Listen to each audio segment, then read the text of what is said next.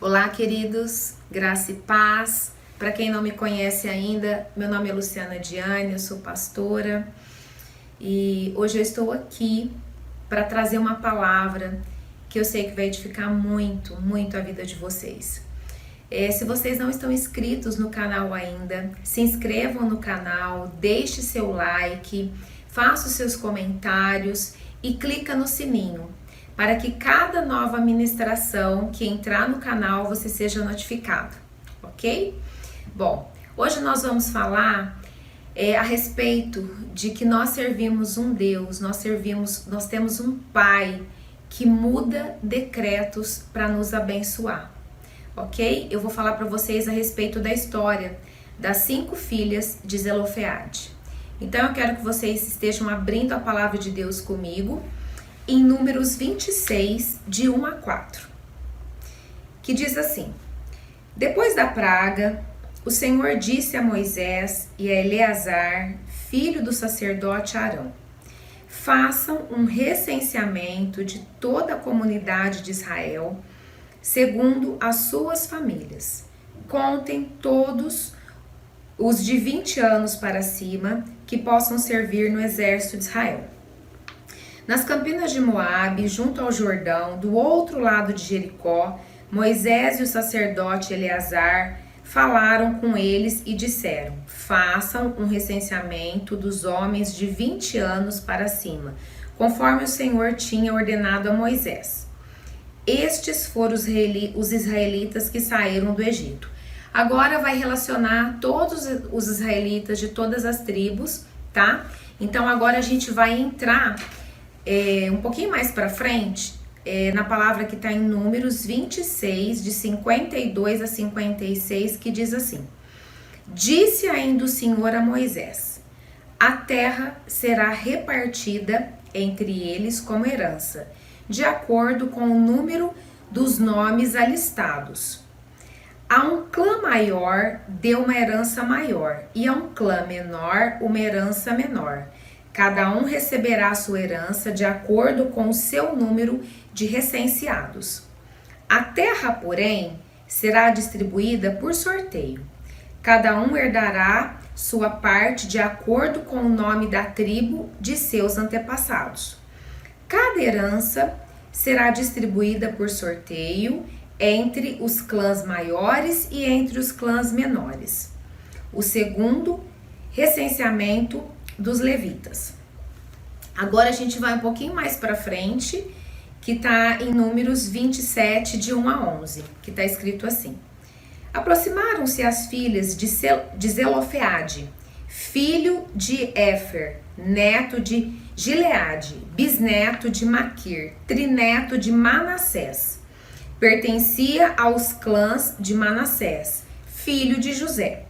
Os nomes das suas filhas eram Macla, Noa, Ogla, Milca e Tirza. Elas se prostraram à entrada da tenda do encontro diante de Moisés, do sacerdote Eleazar, dos líderes de toda a comunidade e disseram: Nosso pai morreu no deserto. Ele não estava entre os seguidores de Corá, que se ajuntaram contra o Senhor, mas morreu por causa dos seus próprios pecados e não deixou filhos. Porque o nome de nosso pai deveria desaparecer de seu clã por não ter tido um filho? Dê-nos propriedade entre os parentes de nosso pai. Moisés levou o caso perante o Senhor, e o Senhor lhe disse: As filhas de Zelofeade têm razão. Você lhes dará propriedade com herança entre os parentes do pai delas, e lhes passará a herança do pai. Diga aos israelitas: se um homem morrer e não deixar filho, transfiram a sua herança para sua filha. Se ele não tiver filha, deem a sua herança aos irmãos dele. Se não tiver irmãos, deem-na aos irmãos de seu pai. Se ainda seu pai não tiver irmãos, deem a herança ao parente mais próximo em seu clã. Essa será uma exigência legal para os israelitas, como o Senhor ordenou a Moisés. Bom, esse texto é um texto que eu gosto muito, porque é um texto que, conforme a atitude das filhas de Zelofeade, o Senhor mudou o decreto daquele tempo. E se vocês forem analisar o decreto que o Senhor fez depois que elas foram pedir, né, a Moisés e ao sacerdote falar com Deus, vocês vão observar que essa história deixou para nós, até no dia de hoje, um legado, né? Porque antes, vocês sabem que a mulher ela não tinha valor, ela não era contada nos recenseamentos, ou seja, ela era o homem, né? Era uma sociedade muito machista. Mas aqui nós estamos falando de um Deus que na verdade ele não é simplesmente um Deus, ele é o nosso Pai, ele é o nosso Abba. E se vocês forem analisar a atitude dessas moças, dessas filhas de Zelofeade, vocês vão encontrar características nelas que nos diz muito a respeito da maneira que esse homem criou as suas filhas. Elas se achegaram diante de Moisés e diante do sacerdote Eleazar com ousadia, com coragem, com intrepidez. Isso faz toda a diferença. Elas sabiam, elas conheciam o Deus que elas criam. Por isso elas tiveram essa atitude e que fez toda a diferença, não só para a vida delas, mas para a vida de todas as gerações que vieram após elas, né? E eu não sei se vocês sabem, mas os israelitas, os judeus, eles têm um costume de colocar o nome em seus filhos ou em suas filhas com significado. Então, como foi falado no texto, Zelofeade ele tinha 5 filhas: Macla, Noa, Ogla, Milca e Tirza. E eu vou falar um pouquinho para vocês do significado desses nomes, né? A primeira filha, Macla, significa confiança. Toda mulher deve ser Macla, né? Confiante em Deus, confiante nos propósitos que o Senhor tem para nós, confiante de que, independente das circunstâncias, os planos e os propósitos do Senhor serão cumpridos nas nossas vidas. Então esse é o significado de Macla. A segunda filha se chamava Noa, que significa a que não para, que ninguém pode parar, que persevera em seus propósitos e em conhecer ao Senhor. Ou seja, nós jamais podemos parar, nós jamais podemos simplesmente chegar num patamar e falar: eu não preciso mais conhecer a Deus porque eu já conheço tudo. Isso nunca vai acontecer. Nós sabemos que o nosso Pai, nós sabemos que o nosso Abba, ele é um Pai que sabe todas as coisas, é perfeito em todas as coisas. Ele é um Pai onipotente, onipresente, onisciente. Então, é muita sabedoria quando nós prosseguimos em conhecer o Senhor mais e mais e mais. A terceira filha se chamava Ogla, que significa aquela que não anda com os pés atados, ou seja, aquela que não está ligada ao mundo, aquela que não está ligada às coisas do mundo, mas aquela que anda pela fé, aquela que conhece o seu Senhor e tem fé nas coisas do Senhor, nas coisas do nosso Pai. Então isso também, viver pela fé, é algo que agrada muito, muito ao nosso Abba. A palavra de Deus diz que sem fé é impossível agradar a Deus. A quarta filha chamava Milca, que significa aquela que tem autoridade.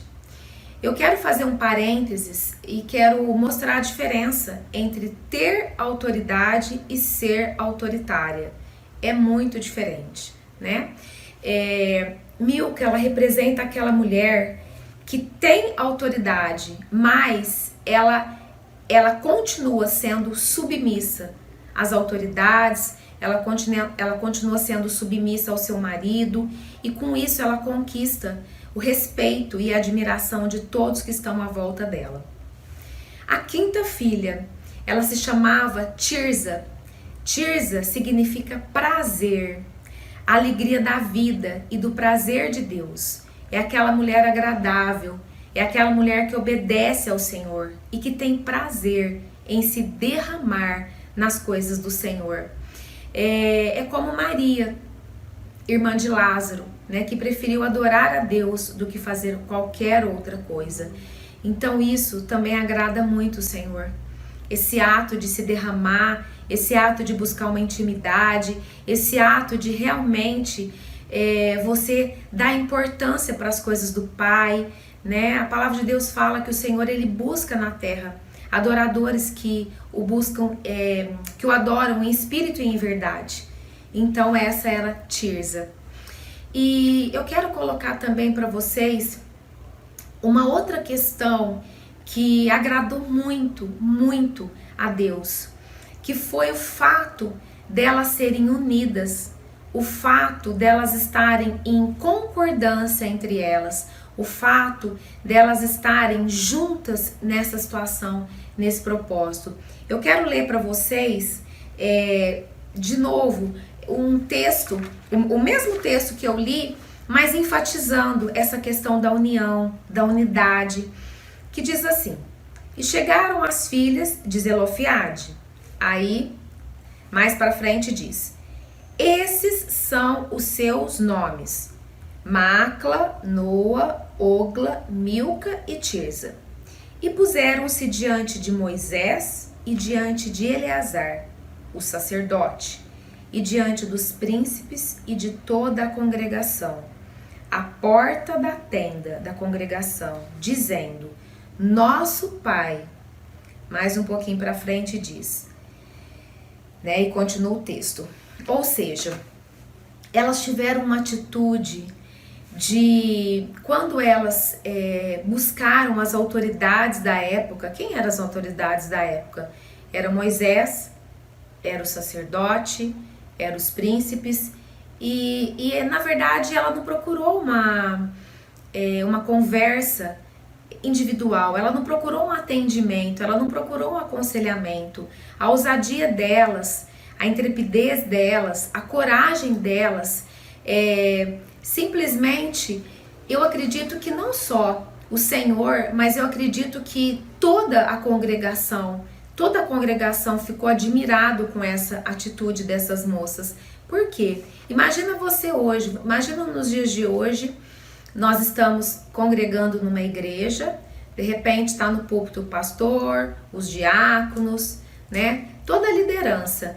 E de repente você chega, né? Você chega no meio de um culto com todas as pessoas, eram muitas pessoas, eram milhares de pessoas.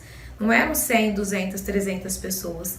E essas moças simplesmente, elas chegam e vão falar, né, com as autoridades, e elas falam exatamente aquilo que estava no coração delas. Ou seja, isso é muito rico, isso é muito precioso aos olhos do Pai, né? Elas não fizeram fofoca, elas não ficaram murmurando, não. Elas foram direto àquele que poderia interceder a favor delas. Hoje, naquela época, Jesus não tinha vindo, né, na terra como homem ainda. Ou seja, elas não estavam na época da graça. Hoje nós temos esse privilégio de estarmos na época da graça. Ou seja, o véu se rasgou, né? E essa, como que eu posso dizer? E aquilo que Adão rompeu, né? O relacionamento que Adão rompeu através do pecado foi novamente estabelecido através da obra da cruz, né? Através da vida do Senhor Jesus. Então hoje, meus queridos, nós não precisamos, né, buscar homens para ser nosso intercessor, para ser nosso intermediário, não.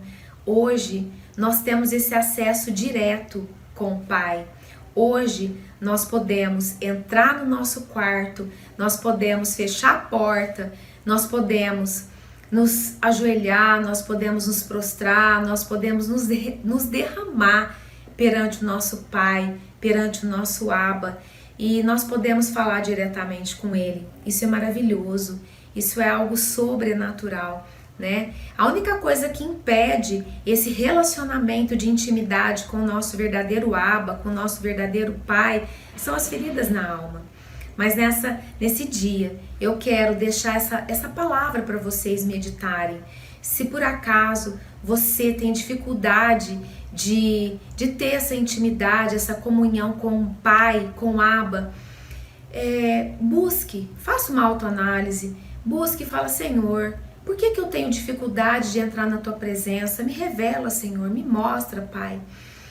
Porque, queridos, isso é algo que não tem preço. Você poder ter esse relacionamento com o Pai, essa intimidade com o Pai. Então eu te convido essa noite, que assim como essas moças fez com que Deus mudasse aquele decreto, e isso se tornou bênção até para os nossos dias de hoje, que você também venha ter essa intrepidez, essa ousadia, essa coragem, que você tenha esses momentos com o Senhor, porque quando o Senhor fala conosco, homem nenhum pode tirar isso. Isso é algo tão precioso que quando o Senhor nos traz algo, quando o Senhor nos revela algo, alguma direção, seja o que for, é algo que homem nenhum tem o poder de remover, de tirar das nossas vidas. Porque nós sabemos que Ele é o grande eu sou. Nós sabemos que Ele é tudo para nós.